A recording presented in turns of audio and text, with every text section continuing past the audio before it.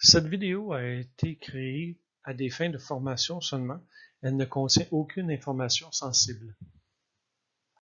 Il y a 6 règles importantes à observer lorsque nous utilisons un instrument de mesure.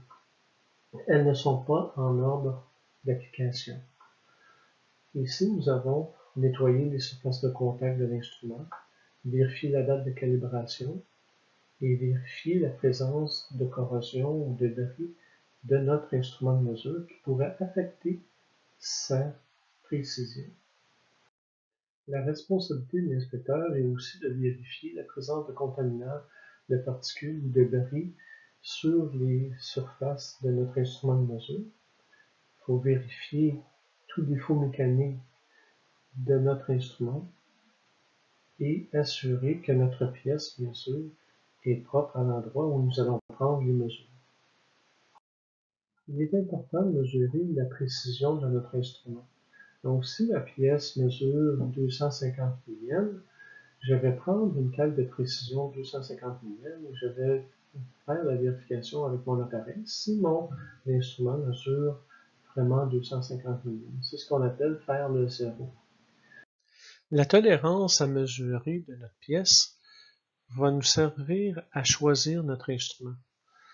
Donc, chaque instrument a une certaine tolérance à la répétabilité de la mesure. Donc, la tolérance du dessin nous servira à choisir le bon instrument. Pour nettoyer les surfaces de contact d'un instrument, nous pouvons passer un papier fin entre les surfaces de contact, sans trop serrer les surfaces de contact sur le papier et bouger le papier de façon à enlever toute impureté. Donc, c'est important de vérifier le zéro avec une cale d'épaisseur de précision, ce qu'on appelle un Joe Block.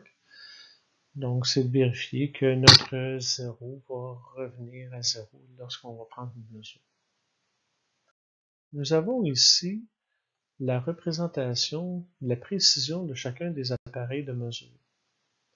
Donc, on peut voir une règle d'acier a une précision au 15 millième de pouce. La précision d'un instrument de mesure est sa capacité à répéter la mesure et aussi la capacité à l'utilisateur à répéter la même mesure.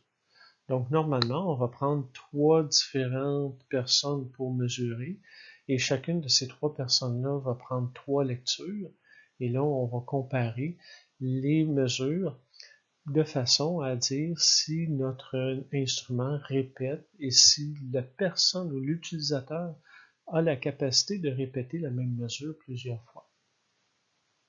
N'allez jamais au-delà de cette précision.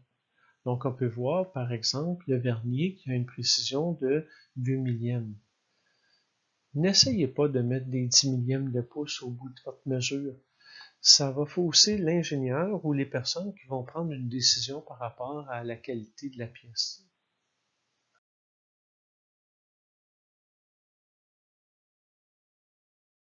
Il est important de choisir le bon instrument par rapport à la précision que l'on veut mesurer.